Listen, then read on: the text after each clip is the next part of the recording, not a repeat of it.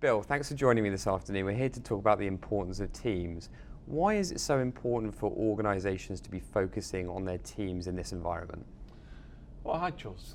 Thank you for having me. Well, I think there are a number of reasons for that. I think, firstly, if you think about the last 6 months or so, organisations have focused a lot on individuals and supporting individuals and maybe neglected teams. Secondly, it's teams what really make organisations perform. It's the multiple combined efforts of teams.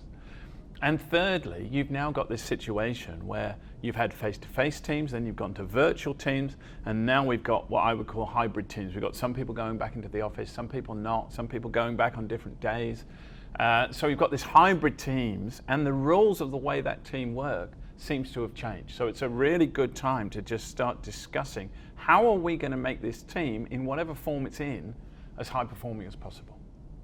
And from your experience of working with those teams in recent weeks, what's been the biggest challenge you've seen behind that hybrid model?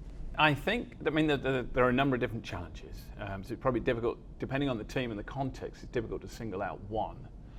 But you are dealing with teams who used to, in many cases, not necessarily global teams, but in many cases, teams who used to have a lot of face time, a lot of access, a lot of informal access to people, who now find that either people are hidden away behind screens, so, virtually they have to organize some time to speak to someone. So you're not having those water cooler or elevator conversations, those informal conversations. Or you're just not sure where a person is. Are they coming into the office today? Are they at home? Are you coming into the office today? So the communication between team members has become much more deliberate and less spontaneous. Bill, what do you think is going to set teams up for success in the current climate, but also the near-term future? Well, the research we've done into teams, we looked at 6 particular dimensions that we think makes a difference in what we call a VUCA world, this volatile, uncertain, complex, ambiguous context that we're operating in. In fact, it was VUCA before COVID, now it's super VUCA. And those 6 dimensions, one is internal focus, and an internal focus is really how well does the team communicate with each other internally, and that's why the answer to the previous question around spontaneity is important. So what are the new rules around how we're going to communicate now that we're not necessarily all together? But also, how do we make decisions? How are we going to make decisions now? What sort of decisions need to be made, and how do we make decisions? That needs to be really ironed out. And also, as the world has changed, the roles and responsibilities of people within the team may have changed. So people clear on people's roles and responsibilities now. So that's internal focus. The second dimension is external focus. And external focus is how well do we communicate outside the team? Now that might be to customers and clients, but it might also be to people within the organization. Do you have good, clear communication channels, and have you kept them open to your clients and to your people so they know what's going on? And do you have a united front as a team? So it may be that you disagree on certain points as a team, but when you actually communicate externally, you have to agree on what you're going to communicate, and you can't depart from that, otherwise people see cracks in the team. So that united front is also super important.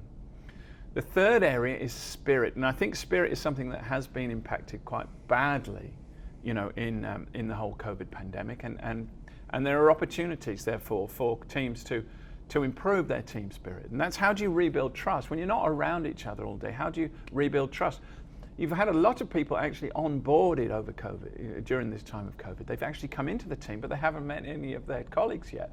So how do you build trust there? So how do you actually create scenarios where you can build trust, where you can disclose information about yourself so people can peel back the layers of the onion to realize what you're really like as a person, and you can find out what they're really like as people. So that's going to be super important as well. Agility is the kind of fourth dimension. Agility is, because it is such a super VUCA world, it's so ambiguous and volatile out there, and things are changing all the time, and things are changing often without anything you can control. If you look at things like government legislation and closing pubs and how many people you're allowed to mix with and things like that, because of that, you have to make decisions on limited data and limited information, but you've still got to make decisions. So are you able to quickly make decisions and then decide whether to pivot or persevere. And by that I mean suddenly realize that actually more information's come in, and as a team you have to change your decision. Or you say, more information has come in, but I think we're on the right track and we're going to persevere on that track. So that agility is super important. And part of that agility is also creativity and innovation. You're getting new problems that you've never had before.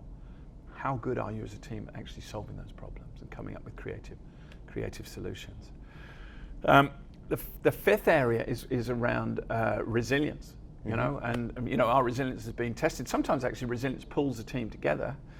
The issue is if you're operating in a sort of crisis management way the whole time, not only you like to burn out, but it probably means that some of the other dimensions are not working as well as they should be. So how well do you bounce back from setbacks, often setbacks that aren't your own making, and how well are you able to perform or maybe even thrive under challenging conditions? Well, that's certainly been tested, and that will be tested going forward.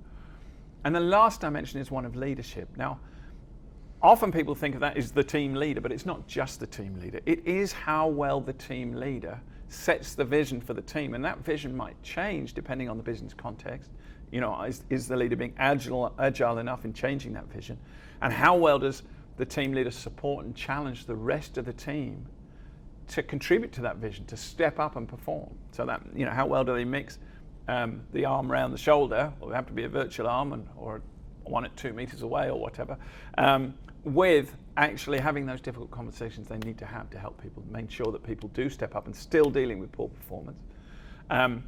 But it's also how well does the team share leadership across that team. So in the financial crisis, leadership, the leaders, what we found was a lot of the leaders thought, well, I've got to solve every problem. I've got to take the whole burden for this team. And we were seeing leaders burn out, and we were seeing leaders try and do things that weren't really leveraging their own strengths. So, you know, are you able to share leadership across the team and maximize and leverage the strengths of the team? And I guess the last bit of that leadership is how aware are you as a team on how the team is doing? You know, are you maintaining the performance of the team and keeping an eye on the levers you might need to pull to keep that team performing at the highest level? Thanks for joining me, Bill. It's been a real pleasure. Thanks for having me.